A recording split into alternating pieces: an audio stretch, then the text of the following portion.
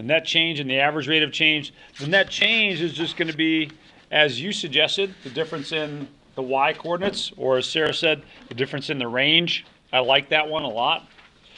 Let's look at these 2 points in particular and talk about, first of all, the net change there. One way you could do that would be to make a little t-table of points. So x and then y.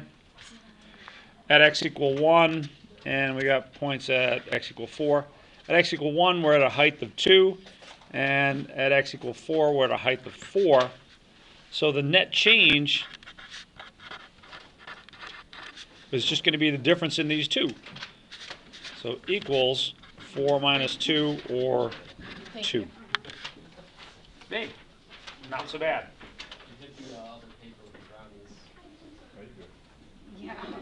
Oh. My bad. My bad. All right. So we got the net change is 2. That's just the difference in this height right here. So there's your net change, difference between those two. What about the average rate of change? Well, we get that change in a space of this distance, or a space of 3. So really what you're doing is you're dividing the net change by the change in the values of x. And that change is going to be 3 in this case. And when you do that, you're just getting the slope of a line. So you remember how to calculate the slope of a line? What's the formula for the slope? It's a little different use of the slope. y2 minus... y1 over x2 minus x1. Yeah. Now, sometimes I'll just write that as m. Sometimes I'll write that as m sub average, just to, emphasize the fact that it's really the average rate of change there. Now, what's going to happen when you get to calculus is that you're going to start taking that average rate of change over smaller and smaller distances, and then eventually it's going to become the instantaneous rate of change. So let's look at the average rate of change here. So m sub av. And really for that, you're going to take the net change and divide it by the change in x.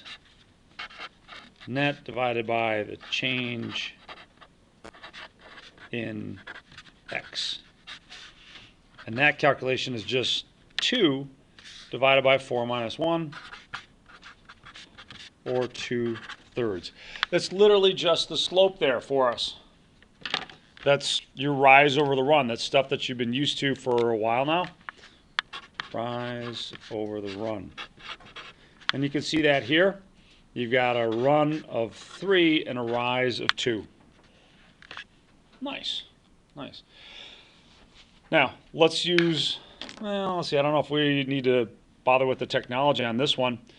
But we're going to do that same kind of thing for example A part 2 here, except this time we've got a new function. Now, I don't think that the values here are all that difficult to come by, that we need to plug it into our graphing calculator and use a table, but you could. Let's start out by making a little t-table. I want to find the values of y for these values of x. The value of y when x equals 0 should be pretty easy, right? If x equals 0, y is 0. Now how about when it's 10? Well, 10 cubed is 1,000. 1,000 minus 8 times 10 squared, or 8 times 100. 1,000 minus 800 is 200. So there's two things that you could be asked to find here. You could find the net change. So let's take a look at the net change. Net change here is just going to be the difference in the y's. So the net change is going to be 200 minus 0, or just 200. The average change, m sub average,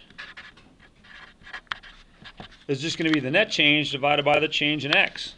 So it's going to be 200 divided by 10 minus 0, or on average, this function is increasing on average by about 20 units every time you change a value of x. Not so bad. Not so bad. I'm hoping these are easy ones. this kind of stuff, yeah, you'll probably get a problem like that. And I put those problems on the test just to see if you studied this, if you remember what net change is, average rate of change. Those are things that I do to help you out. So do get those points. Now, they are going to get a little harder. We're going to do 2 more examples like that, except we're going to have to step up our game a little bit because we're no longer just going to be given nice numbers like we had here. We're going to get stuff like this. So again, you're going to be asked to determine the net change in a function, except this time it's between these 2 values, between t equal 2 and 2 plus h. So 2 and then something a little bit removed from 2. So let's take a look at example B here. Now instead of a t, I'm going to write this with x's because t's look too much like pluses and I get annoyed with that. And we want to look at x equal 2 and x equal 2 plus h. So first thing first, I want to find the net change. And to do that, well, let's find ourselves a little t-table, or fill in a little t-table. If x is equal to 2, what am I going to get for the y value?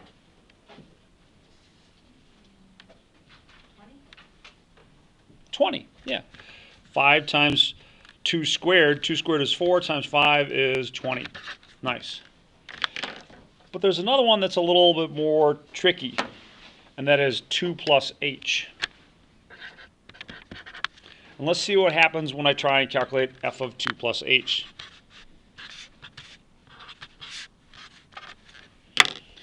So f of 2 plus h is 5 times 2 plus h squared. Now it's up to you, but I would get comfortable squaring these things out in my head rather than having to multiply them all out, every time. And as kind of a reminder here, let me put something up above. Find the correct implement of math instruction here. So if you have a plus b and you're squaring it, you get a squared plus the middle term, the product of the middle terms twice, plus b squared. So let's see if we can't use that to try and figure out, well, what happens when I square this term? So that's going to be a 5 here. And when I square out a binomial, I get the n terms squared. That's pretty easy. That's just going to be a 4 and an h squared. And then as far as the middle term is concerned, what I like to suggest is borrowing this exponent here, 2 times a times b. 2 times a times b, well, that's going to be 2 times 2 is 4 times h. It's going to be 4h. So there, we squared out that binomial. Now, if you're not comfortable with that, that's okay. You can always resort to multiplying this by itself, 2 plus h times 2 plus h, and then clean it up. Don't distribute the 5 first. You have to do the exponents before you do anything like that. If I distribute this now, I get 20 plus 20h plus 5h squared. Are we okay with that part of our calculation? Charlie? A little bit. What's still bothering you? That was. I figured that was. Okay. All right. So let me rewrite that over here. That's going to be 5h squared plus 20h plus 20. The net change is just going to be the difference in these two. So let's calculate the net change. Net change is going to be 5h squared plus 20h plus 20 minus what? Minus 20. Nice. Does anyone see any simplification here? Maybe the 20s cancel out? And all you're left with is 5h squared plus 20h. That's your net change. It's basically the difference in the y coordinates here for yourself. Okay, nice, nice. Let's find the average rate of change. So m sub average, you don't have to write the sub a, sub av there if you don't want. It's going to be the net change divided by the change in x. Well, the net change we've got from up above, right? That's just that right there. 5h squared plus 20h. How about the change in x? Well, that's going to be the difference in these coordinates. So it's going to be 2 plus h minus what? Minus 2. Thanks, Annalise. Does that simplify it all? Yeah, you cancel out the 2's. So yeah, you're left with an h. Thank you.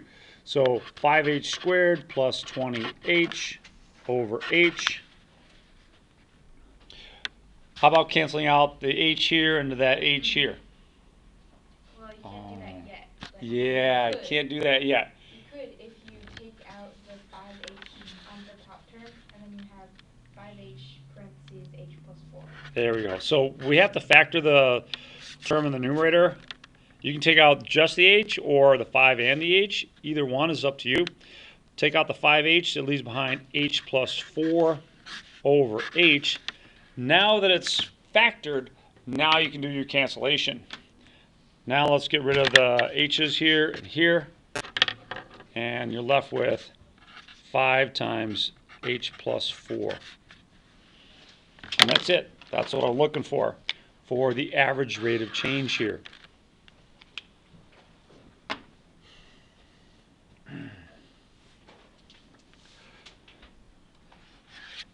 Now, there's an alternative to this one, to doing it this way, factoring out.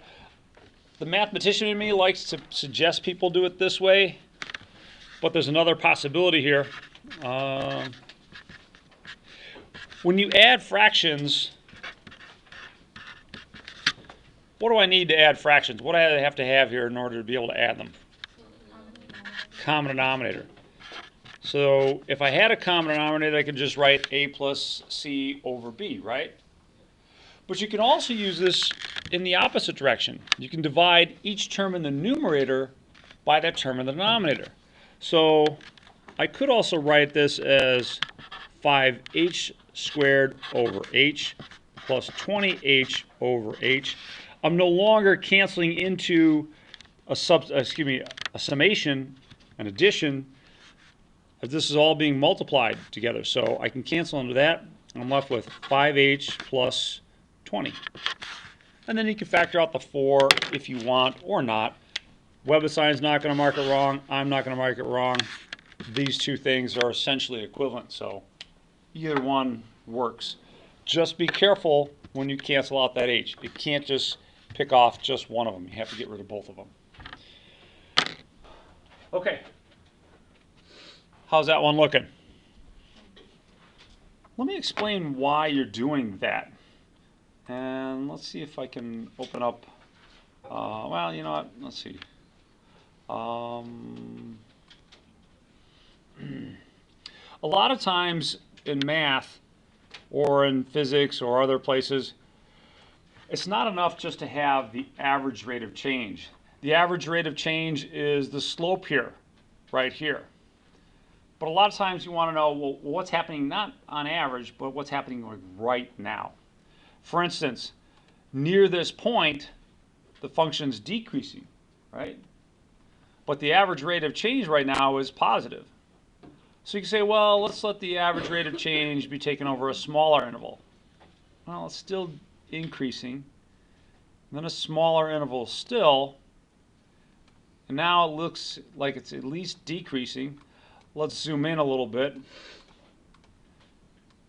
And eventually, what's going to happen, if you let that interval get really, really small, then you're going to get something close to, and then eventually will be, the instantaneous rate of change. How that function is changing, like right now.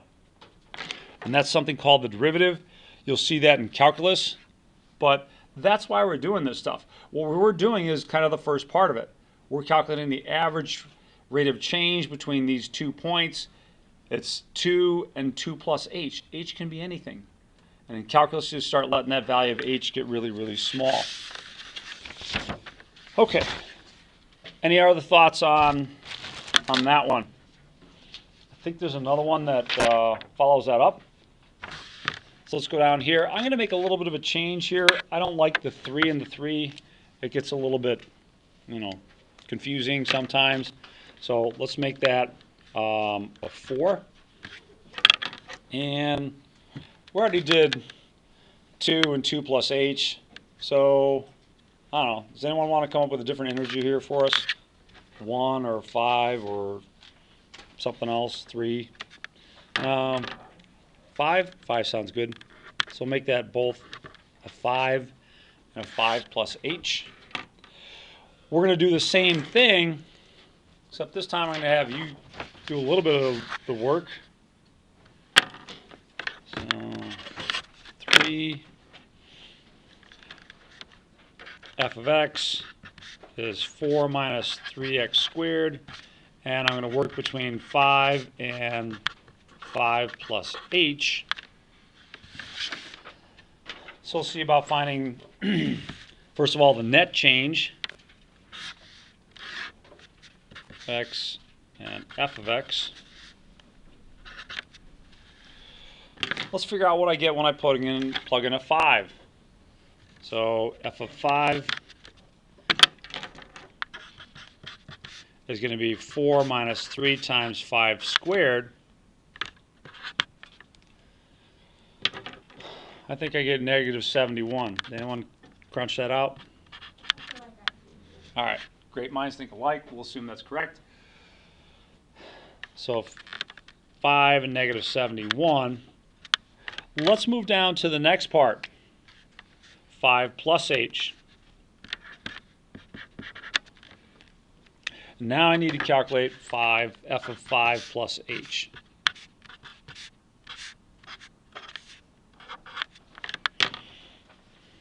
So 5 plus h, 5 plus h again.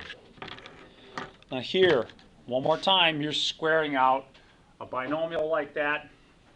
If you want to take a quick peek back at what we had up above, the trick is to square the n terms and then take the 2 times the a times the b. That's going to be your middle term. See if you can't square that out without necessarily multiplying it, 5 plus h times 5 plus h. If you're more comfortable doing it that way, please continue it. All right? You don't have to get outside of your comfort zone for this one.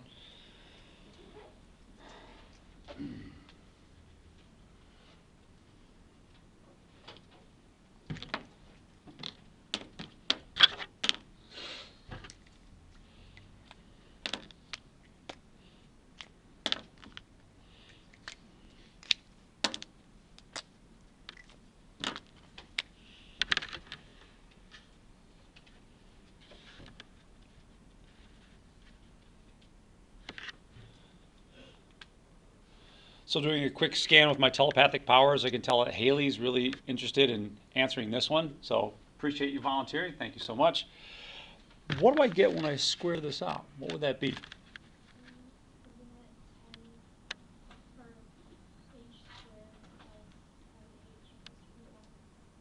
Okay, so yeah, I'm going to write it in a different order, but yeah, 25, that squared, and then I have an h squared, and then 2 times 5 is 10 times h, 10h.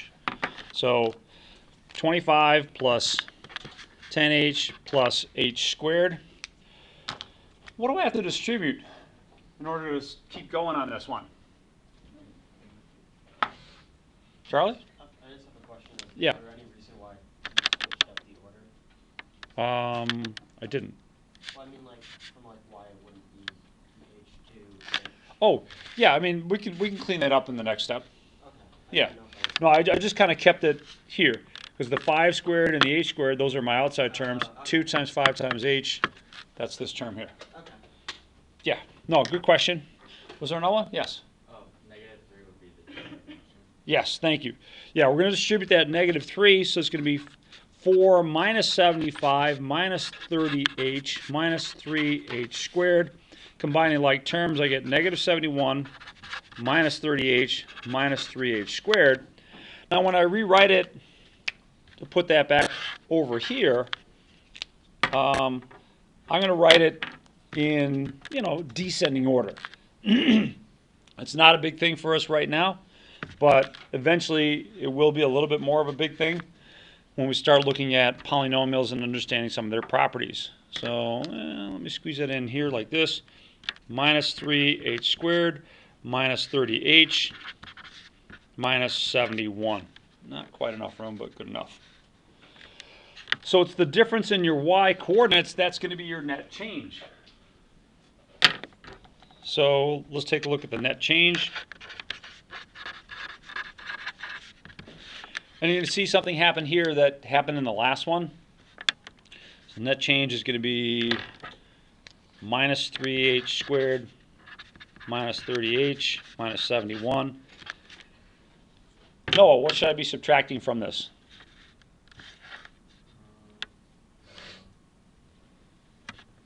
Some help? Allison?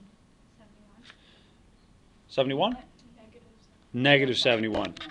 Yeah, you got to be careful about that double negative.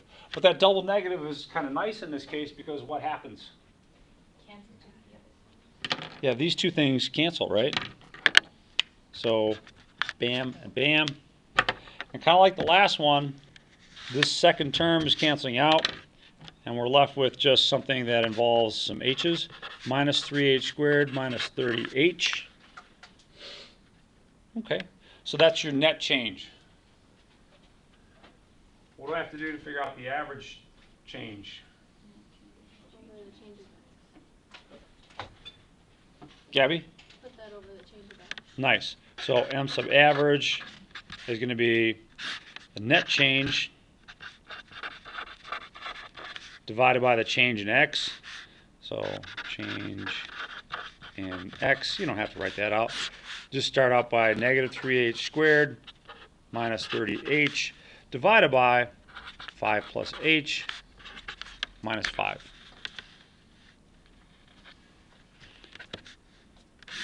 Like the last one, we're essentially ending up with an h in the denominator. I'm going to factor out just the h out of the numerator.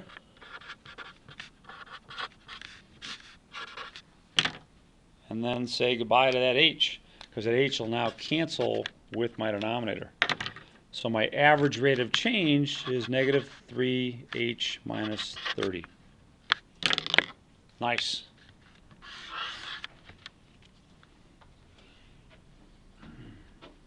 Okay. Looking good on that one.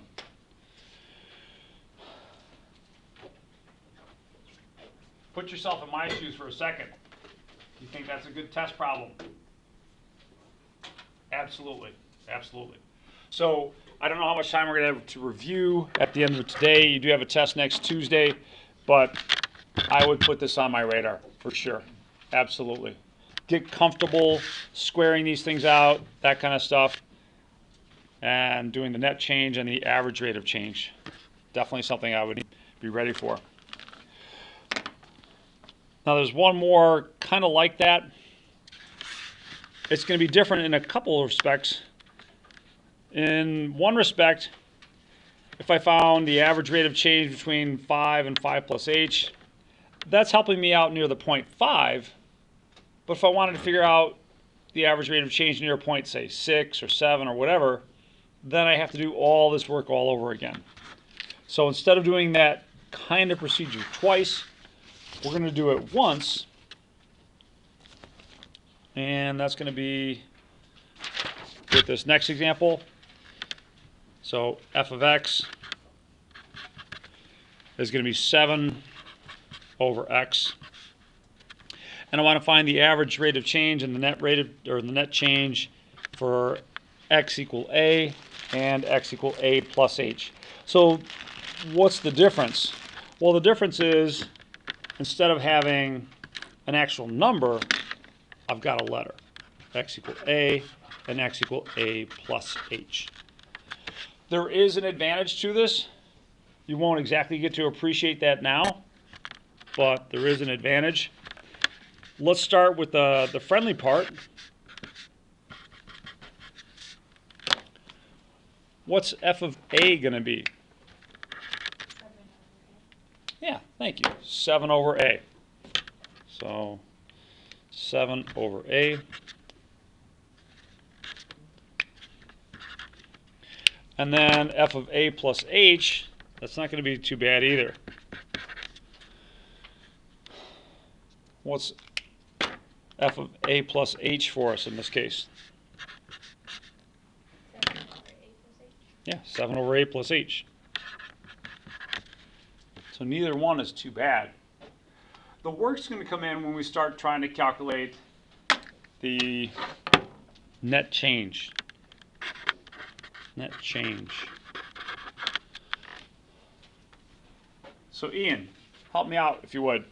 What two things do I have to subtract in order to get the net change?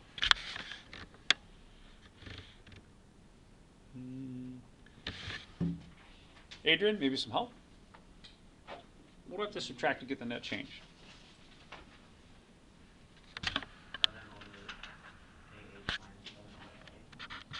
7 over a plus h minus 7 over a. It's always just a difference in your y coordinates. If your y coordinates are crazy expressions, or like back on the first page here of our notes, if they're numbers, it's still always just the difference in the y coordinates. The latter minus the former. So that's not too bad. Although that's not going to get you too far in terms of maybe finding the average rate of change. So this is also kind of fortuitous because it's a nice review problem for you for next week's exam. Finding the difference in expressions like this. That's something that I would expect you to be able to do. What's one thing I need before I subtract these kinds of things? Common denominator. So I need an LCD, lowest common denominator. You have to treat this a plus h term as one whole term. Okay. So what do we got here for the LCD? Anything? Nice. Thank you, Eric. A times a plus h. A times a plus h. So well done. Well done. Let's come down here and clean things up a little bit. 7 over a plus h minus 7 over a. Neat. What am I missing here that I need to have my common denominator? A. So I'll multiply by a over a. Nice. Jess, what do I need to multiply by over here? A plus h and a plus h. Now both of these have a common denominator, so I can bring that together over that common denominator.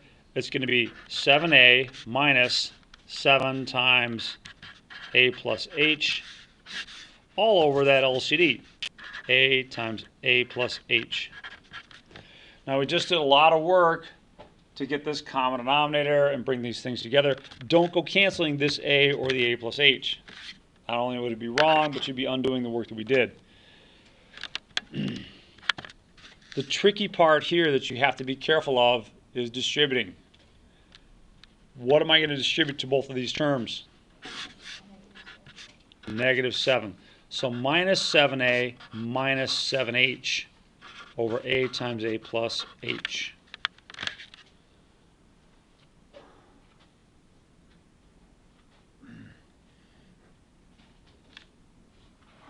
Kaz, is there any simplification I can do here? Yeah, thanks. The 7a's disappear. So my net change is negative 7h over a times a plus h Thank you, sir. Great. That's my net change. Do you want us to do like a squared plus AH? Or No, leave it just like leave it that? factor. Just leave it factor. Okay. Yeah. It's good. Maybe you could, but to me, I see the advantage of leaving it like this. Okay. Now let me give you another kind of just-in-time reminder. When you divide fractions, a over b divided by c over d. What's the trick? What do we do when we divide by, a fraction? How do we handle that? Multiply and then do the reciprocal. Yeah, multiply by the reciprocal. So that's going to equal a over b times d over c. Nice. So just kind of another little bitty reminder here as we finish up this problem. So we've got our net change. I need to find our average rate of change. So the average rate of change, m sub average, is just going to be the net change divided by the change in x. Can anyone just eyeball this? What's the change in x going to be? When you take this minus this, it's just going to be h, right? Actually, I had a question. So, Yeah, please. How did you get the value from the table? Because I feel like you just put the. Oh, you're asked to find the net change and the average rate of change between these 2 points, a and a plus h. So I just put those here, a and a plus h, and then put a and a plus h into this function. And then f of x, pretty much the same thing. Well, f of a would be 7 over a, because you're putting in the a here, and you're going to get the 7 over a here. And then likewise with the a plus h. So that's how we got both our y coordinates. Appreciate the question. Thank you.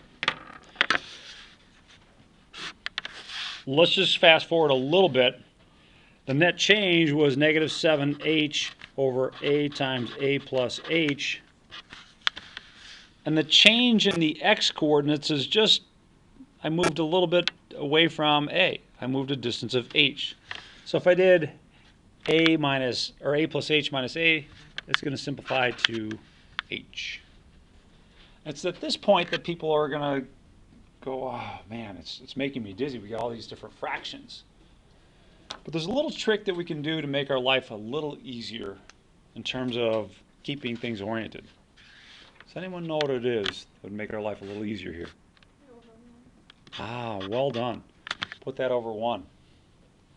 Now you've got a fraction in the numerator and a fraction in the denominator. Let's kind of highlight those a little bit. Oh, here it is. So we've got something like this in the numerator, and then something like this in the denominator. So that's what we're going to do here. We're going to take and keep the numerator part the same, but instead of dividing by h over 1, we're going to multiply by the reciprocal. So let's see here. That's going to be negative 7h over a times a plus h.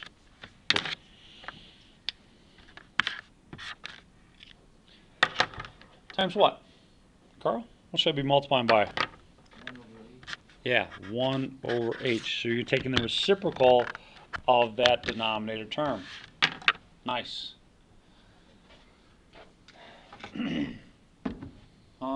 Jeremy, is there any simplification I can do here?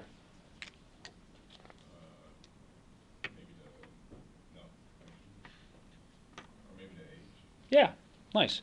You've got an h here and an h here. Everything's being multiplied, so I can cancel. I don't have to worry about canceling into an addition because I'm not. I'm canceling between some multiplications. So we'll cancel out the h there, and we'll end up with negative 7 over a times a plus h. And that is your average change. So thank you, Jeremy. Looking good on that one. Let's see, which one? I guess I'll do it this way. All right. Whew, that's kind of on the harder end of things. I would expect something more like the first couple on an exam, but at least you've seen this. Part of my motivation in doing this one is to remind you how to do this. All right, that's kind of like a review problem from stuff that we did early on here in this course. Now, if you've got your laptop, I hope you've opened up some of the links that I have on D2L. And we're going to look at various functions. Personally, I always like to use the tool icon and get a little darker print out of this. So you hit the tool icon, you hit the larger of those two A's, you get a little bit deeper look at these things. So it's a little bit nicer. Well, let's direct our attention to some functions here. In example C, we got 3 different functions for f.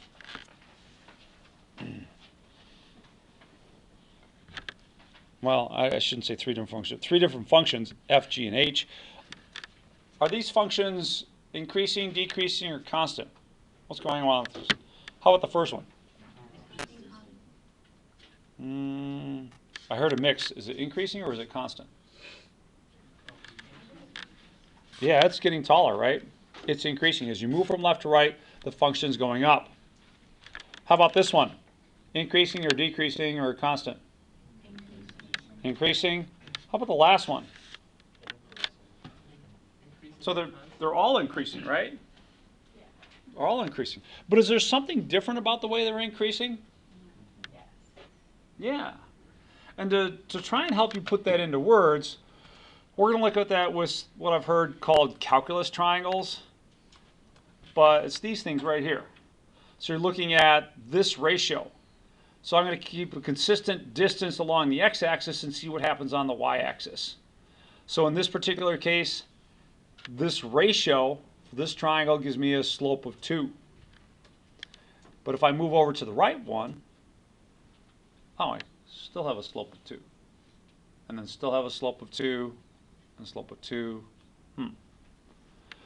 So how is that characterizing this function?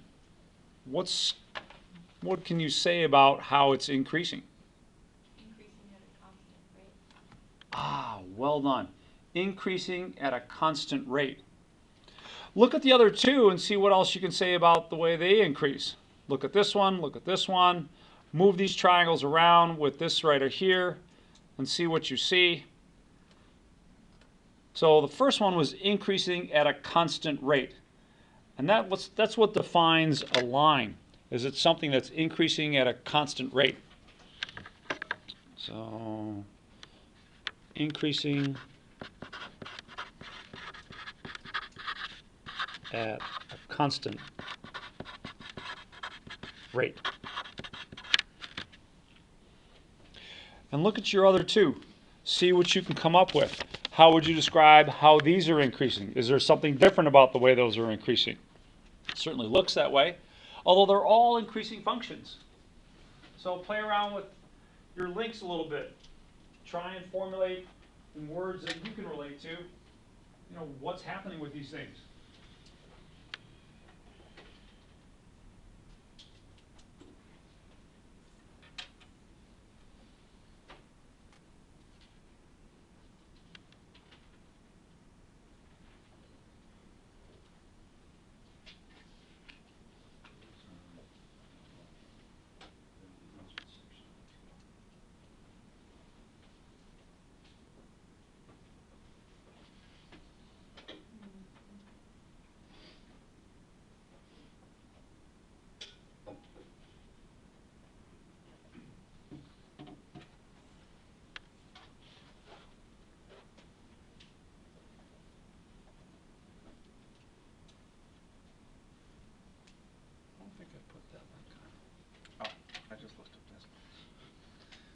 If you go to our course on the announcements page, there should be the links here. So you want to open up constant, increasing, and decreasing.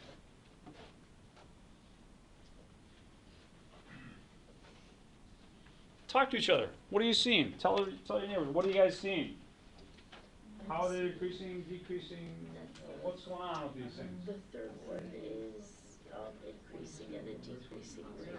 Yeah, and the second one kind of looks like it's like an increasing exponential rate. Right, it's increasing, like, the slope is getting bigger every time. Yeah, Those, yeah. like you said, increasing at an exponential Or rate. an increasing rate, like Yeah. to keep with the same language.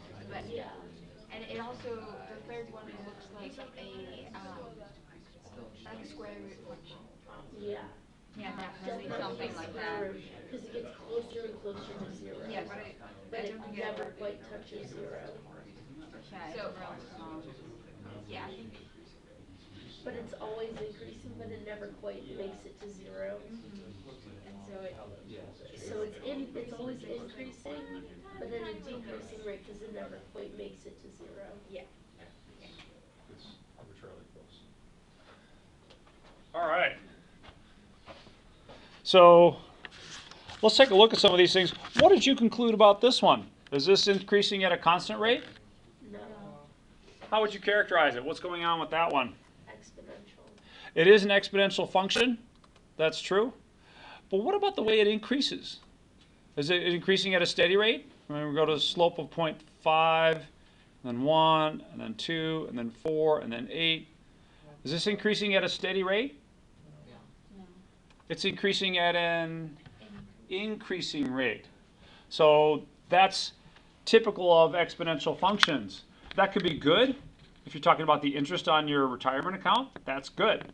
If you're talking about population growth or inflation or other things, it could be bad. So it's just something to be aware of, that exponential functions grow really fast and they're increasing at an increasing rate. The fancy term for this when you get to calculus is that it's a concave up function, but we're not responsible for that now. So this is increasing at an increasing rate. It's just getting faster and faster. How about this one over here? What was going on with that one? Is that increasing at an increasing rate? No. You start out, you're increasing on an average of 0.5 for the slope, and then 0.3, and then 0.1. So how would you characterize this one? Is it increasing at a constant rate? Increasing at a decreasing rate. Well done. Well done. I'm impressed that you guys got both of those. So increasing at a decreasing rate.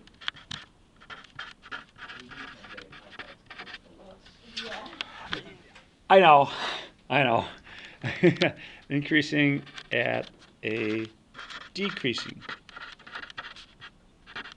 rate. All right, so yeah, there is something different about the way these things are increasing and decreasing. Let's finish off with this one down here. So you've got 3 skiers skiing in a downhill race. I can relate to that. I know at least one of you has a dad that's a big skier, or an uncle that's a big skier. Downhill skiing race ends in a 3-way tie for first place. How would you characterize the way these people ran their race? Think about it for yourself for a minute, and then describe it to your neighbor. Let's characterize these things.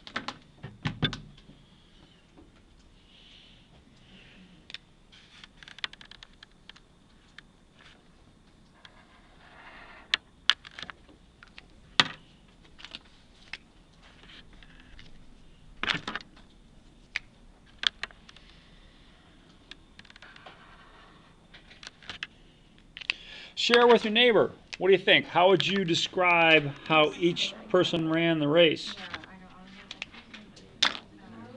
A or C. But yeah, that would make sense that A is on. Yeah. And it goes back down. That's what I got. I never know B concept. Right. Well, the reason A is decreasing is because it's the rate at which it's going decreases. Yeah. Well, and A goes between 0 and like 7. Right. And then the opposite is true then B is constant. Okay, Clyde, what do we got for Racer A? How's Racer A running this? Racer A is increasing speed at a decreasing rate. Okay, increasing speed at decreasing rate. I like that, dovetailing with what we have here. Does anyone else have a different explanation for Racer A? Something good on that one? All right, nothing wrong with that. Let me just put it in terms that you might tell a younger sibling, and that is they start out fast, and then what happens? Slow down, yeah. Start fast, let's slow down. Nice. How about Racer B? Yeah, constant, steady Eddie, right? Starts out and continues at the same pace. Let's see, what do I want to say? Consistent. And how about Racer C? What's going on with Racer C? Increasing rate. Runs at an increasing rate. Charlie, I think you started out with something. Go ahead. Start out slow and then progressively get faster. Yeah. All right. Thanks, Eric. Starts out slow and gets faster. From my own experience over all kinds of crazy races, I like this strategy because it's nice to pass people at the end. It's just so nice. It just really pumps you up.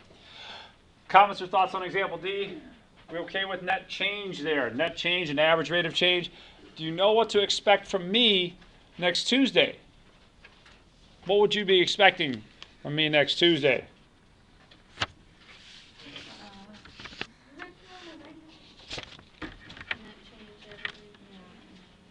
Yeah, something like this for sure. You know, a net change and average rate of change. Maybe an easier one like that, but net change and average rate of change would be a couple things to definitely make sure you know coming out of this section. All right, we're done with that section. Yay.